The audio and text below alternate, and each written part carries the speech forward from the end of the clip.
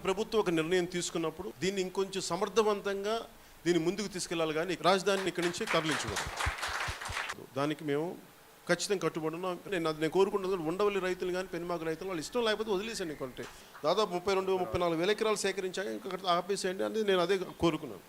మీరందరూ త్యాగం చేసిన తర్వాత ఇప్పుడు అటు ఇటు కాకుండా అయిపోతే రైతు కూలీలు ఉన్నారు దీంట్లో. ఇది కేవలం ఒక కొద్ది మంది సమస్య కాదు, ఇది మనందరి రాష్ట్ర సమస్య. ఇది ఖచ్చితంగా రాజధాని ఇక్కడే ఉండాలి మేము మనస్ఫూర్తి కోరుకుంటాం.